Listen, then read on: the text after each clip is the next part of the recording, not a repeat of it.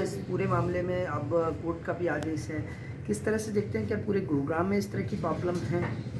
देखिए, मैं आज इस प्रेस कॉन्फ्रेंस के माध्यम से ये बताना चाहूँगी कि जो डॉग्स की प्रॉब्लम है वो गुड़गांव में बहुत ही ज़्यादा है और थोड़ी नहीं है। हमेशा से एक डर और भय से लोगों की कंप्लेंट पे एक्शन ही नहीं हो रहा था कि जो हमारी एनजीओज है, मैं ये नहीं कहती कि वो गलत है, जो मेनका जी ने बनाई या हम जितने भी एनिमल्स हैं उनको लेकर किसी भी क्रुएल्टी तक ना जाए, लेकिन सोसाइटी में आपको ह्यूमंस को, एनिमल्स को और इस तरीके से एक रूल्स फ्रेम करने की ज़रूरत है कि जिससे कि इफ़ेक्ट ना तो पुरुषों पर, जेंट्स पर, जो हमारी जो मैं कहूँगी कि पशुओं पर और मानव पर दोनों का इफेक्ट नहीं पड़ना चाहिए। अब बहुतायत में बहुत सारे कुत्ते गलियों में घूम रहे हैं। घरों में तो मैं मानती हूँ कि चलो इंसिडेंट्स हो जाते हैं, लेकिन एक मेंटेनेंस तो चलो होती है, लेकिन स्ट्रीट डॉग्स की प्रॉब्लम अभी पीछे मेरे पास कंप्लेंट आई शीतला कॉलोनी से, राजीव नगर से, जिन्होंने एमसीजी को कंप्लेंट्स दी।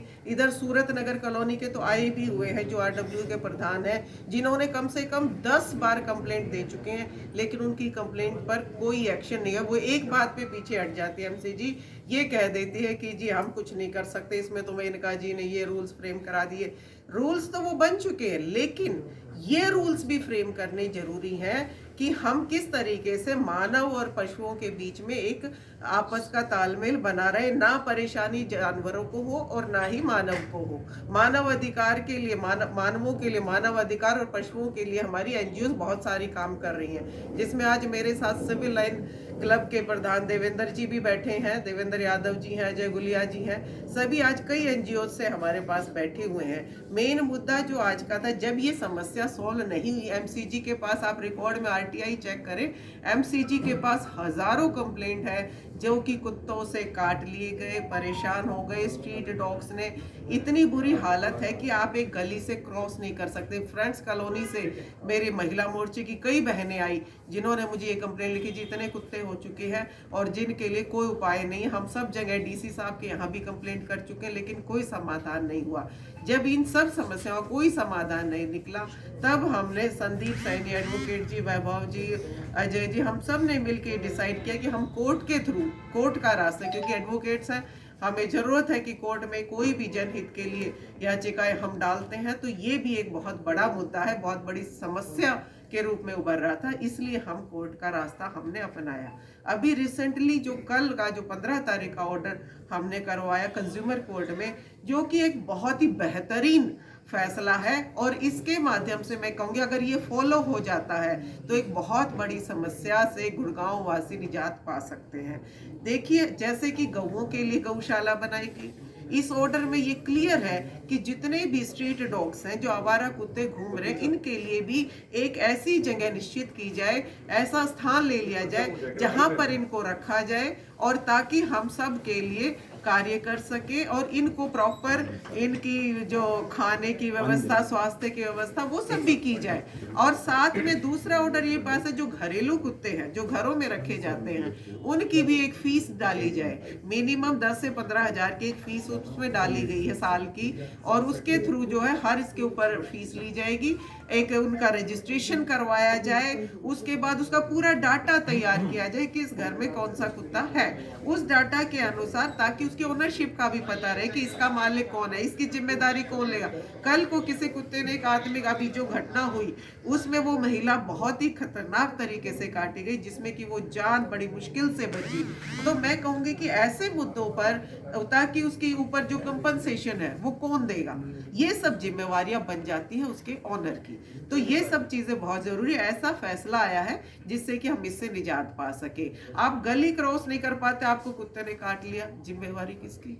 मैं ये नहीं कहती पशुओं को दिक्कत है, आज पशुओं की जगह आदमियों को, आम इंसान को दिक्कत आ रही है, उसको भी सॉल्व करना है। एमसीजी का मैं बताऊं, बड़ी जो पीछे कार्य हुआ, आपने देखा एमसीजी का टेन्योर खत्म हो चुका है, अभी 5 साल उनके कंप्लीट हो चुके हैं। पिछली जो हमारी मेयर और पार्षदों का टेन्योर 2 नवंबर तक था, आज वे जो है अपने पद से छोड़ चुके हैं। अब नई कमेटी आने के लिए तैयार है, मेयर के चुनाव हमारे सामने खड़े हैं।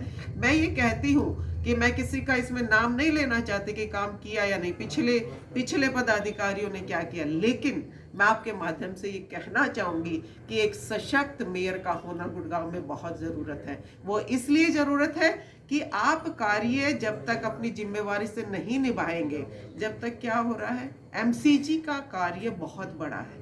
एमसीजी के एरिया में आप देखिए सभी गांव, आज कम से कम कितने गांव एमसीजी का एरिया बढ़ा, आपने देखा जितने लोकल गांव है कम से कम वो सब इसमें आ गए हैं। 12.5 लाख के वोटों के आसपास आज एमसीजी में वोट हमारी जो है पॉपुलेशन बन रही है।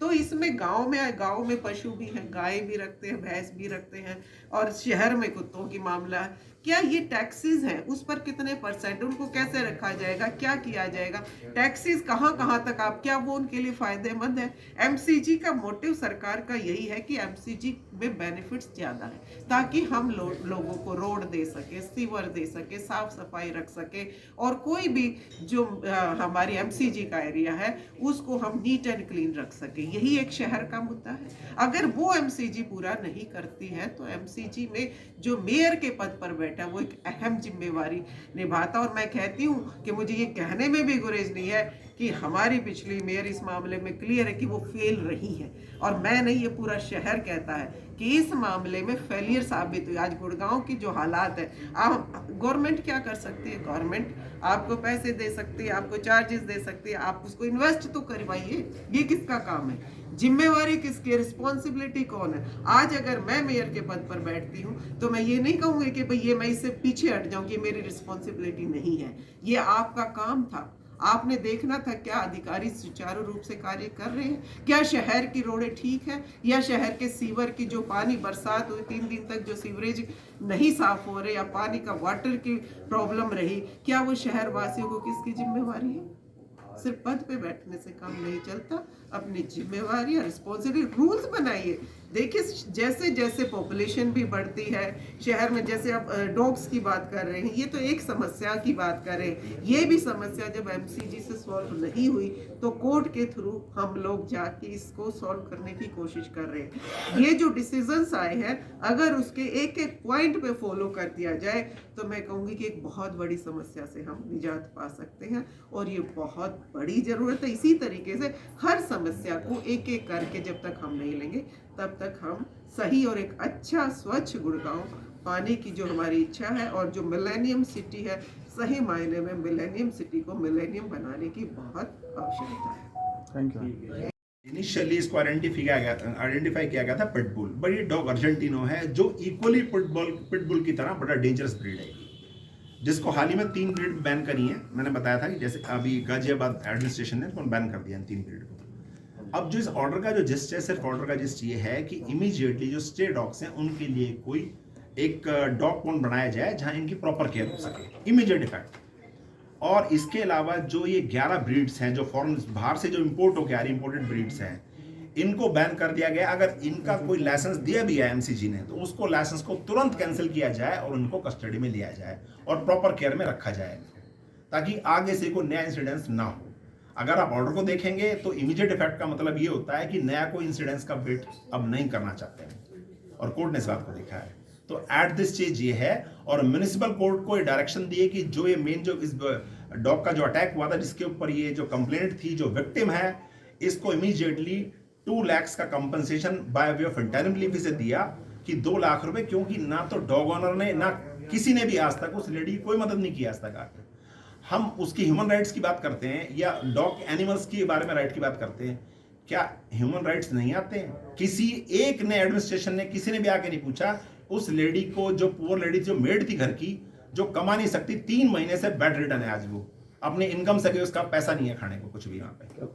कोर्ट ने सही डायरेक्शन दी उनके 2 लाख कंपनसेशन। समय निर्धारित किया इसके लिए कि कब तक ये हो जाना? जी, समय इसके लिए विद इमीडिएट इफेक्ट का है कि तुरंत ये म्युनिसिपल कॉर्पोरेशन इसके ऊपर रूल्स बना फ्रेम करे, 2 लाख रुपए कंपनसेशन दे, और इसके साथ साथ ये जो डॉग था, जो फरोशियस डॉग था, इसको तुरंत इसका रजिस्ट्रेशन कैंसिल करे और इसको अपनी कस्टडी में ले। ये एंटायर। ओके सर, ठीक है।